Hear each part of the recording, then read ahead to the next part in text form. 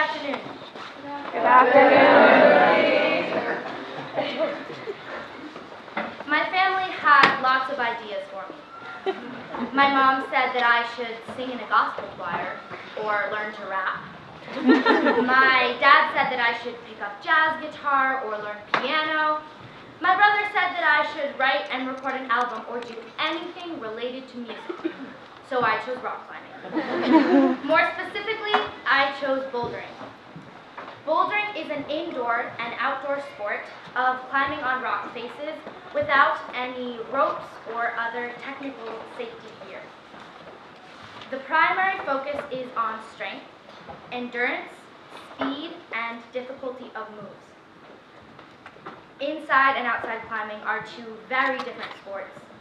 My time was mainly spent at the indoor gym, the Gravity Vault, in Upper Saddle River, but I also bouldered outside at 5 different locations around the U.S., including New York, New Jersey, Massachusetts, Maine, and Puerto Rico.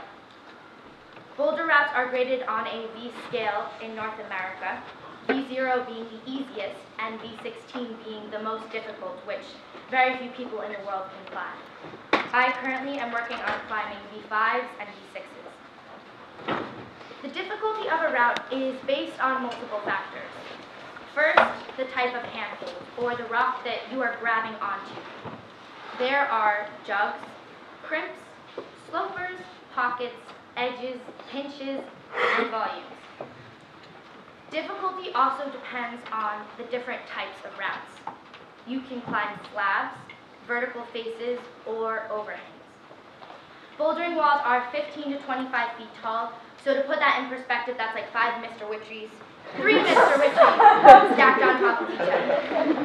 And at the bottom of each wall, there is a crash pad.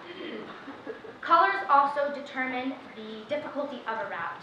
A V0 is orange, a V1 is pink, V2 is red, V3 is white and black, and so on and so forth. This is what I would typically wear: leggings, a shirt I can be flexible in, a fleece, and then once I get there, I have my Nike bag, and inside I have my water bottle. I have my shoe. Wait, there's another one. There is the second one. And also I have my chalk bag. Now I would like to show a video that I call A Day in the Life of Bouldering.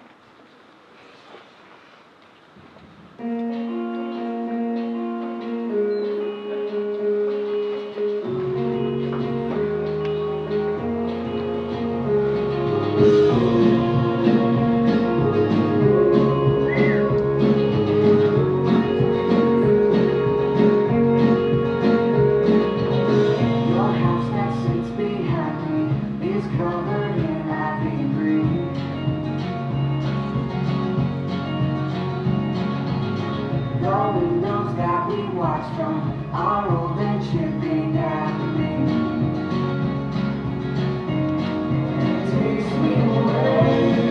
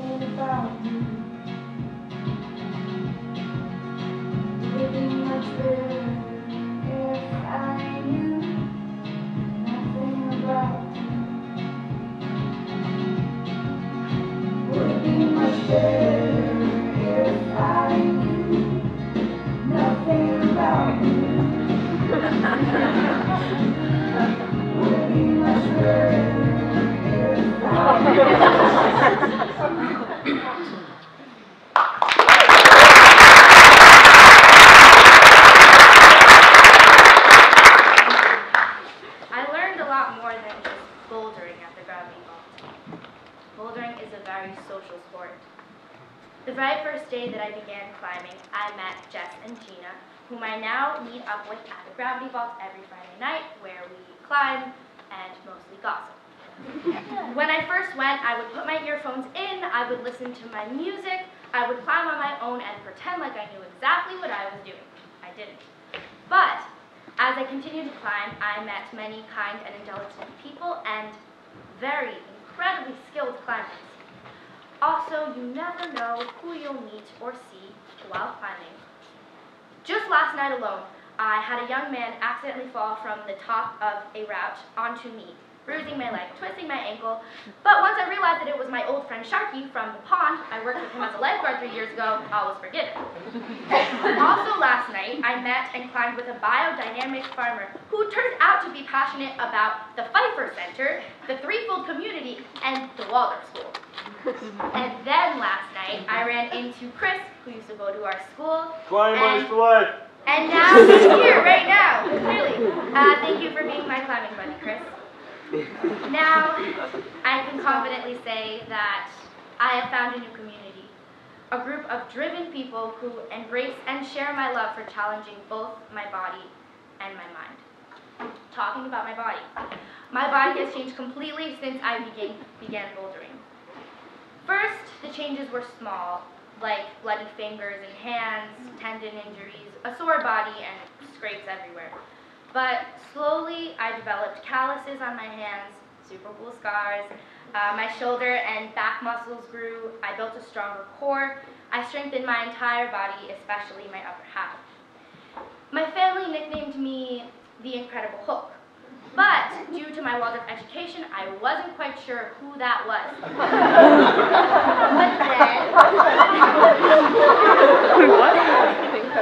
But then I Googled it, and now I'm both honored and offended.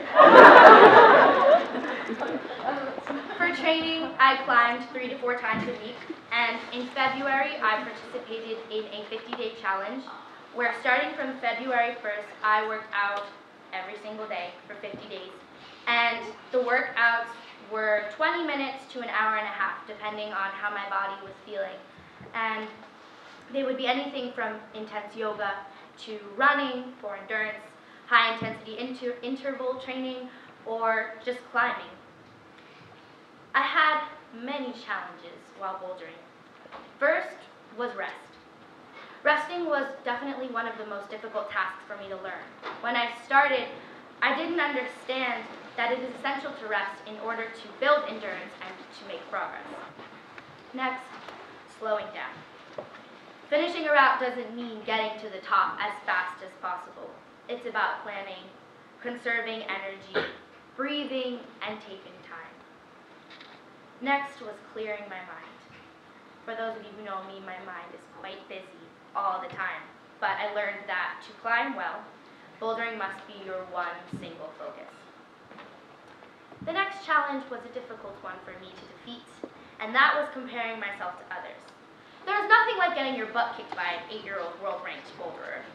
Imagine 18-year-old Rosie bouldering V0s next to 9-year-old James bouldering V8s. Not great for morale.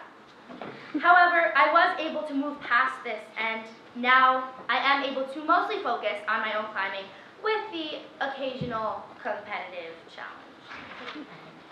Lastly, confidence. I found myself saying, I can't do it, or maybe I'll do it, before starting most of my routes. As I watched some of my friends quickly improve, I realized that it was their confidence that was driving them forward and up. And since this realization, I have applied that confidence to my own climbing. And I am now climbing 3 levels higher since this realization, and 7 levels higher from when I began. This taught me that mentality is everything. Once I acknowledged and began to overcome these challenges and these distractions, I found myself 100% present, zen, and at peace with the wall, knowing exactly what my next move was and how to reach the top. Now I would like to show my progress video that I began filming in July and I ended filming in April. Here is the last 9 months of my life.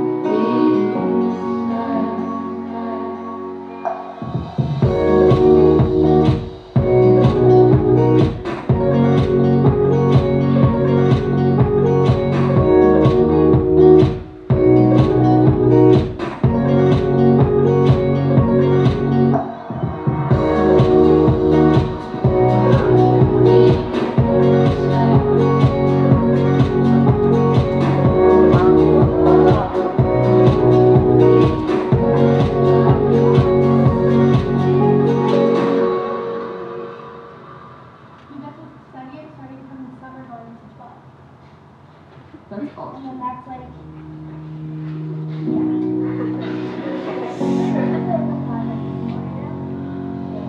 Sticking to the wall, sticking to this one-way street. You can never run, but you said you'd run with me.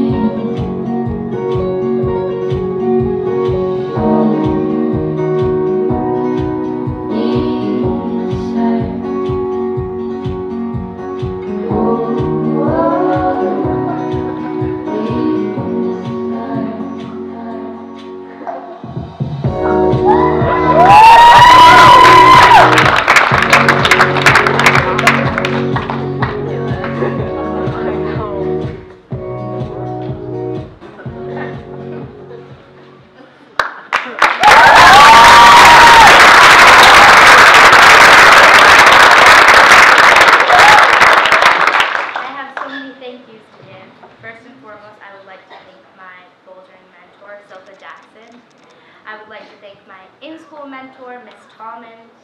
I would like to thank all of the other mentors and friends that I acquired while going to the Gravity Vault, including Tony, Luigi, Nelsa, Olivia, Evan, Nick, and more. I would like to especially thank my friends who came to the Gravity Vault with me and supported my project: Mariah, Tobias, Grace, Lynn, Joseph, Mateo. I would like to give a special thank you to Joseph. Thank you for running my tech, for filming me, for even coming climbing with me. I couldn't have done this presentation without you.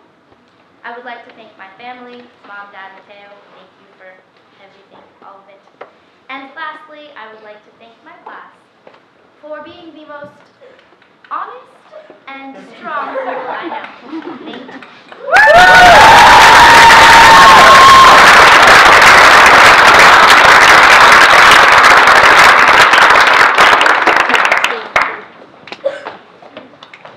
Yes, I'll come back. What are some of the rules of rock climbing?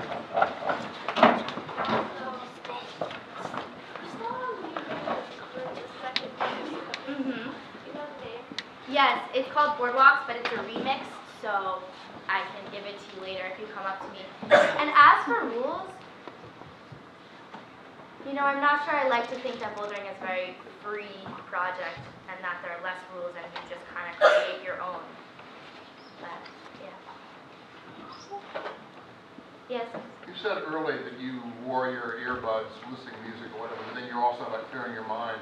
One of the things you were doing, did you give the earbuds up, or did they actually help you concentrate, or did you have to get rid of them in order to really be with the wall? Yeah, I think that when I started, I was doing it, like I was putting my earbuds in and listening to music, kind of a way of escaping and trying to just be on my own. But it wasn't really that helpful to me, but I realized that when I took them out and when I made friends, I learned from them, and that's when I think my real project began. I enjoyed it the most. Yeah, there's two of you on the right. How fast did it take you? How long did it take you to climb the first wall? Well, V0 probably took me like 15 minutes, but there's something called projecting where you basically break apart the climb and try to figure out how to climb, and the longest I spent on one climb is a month. Yeah. Did you ever do it again? Yes, my plan is to go to college in Boston and then work at a climbing gym there. Besides being able to climb walls, like, what else would you gain from this activity? From bouldering? Well, like I said, I think that I have much more control over my mind and my thinking and my confidence and my capacity to push myself to levels I never thought I could. I think I'm taking all aspects of bouldering with me out into the world. Do you have any climbing heroes, and what does he or she do? Well, I could easily say most of my friends are my heroes, but Alex Honnold is one of my favorites. He free climbs, he top ropes, so he goes super high up some of the craziest mountains, and he doesn't use any gear or anything. So he's like the ultimate risk taker.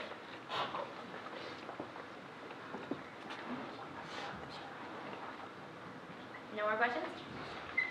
Okay.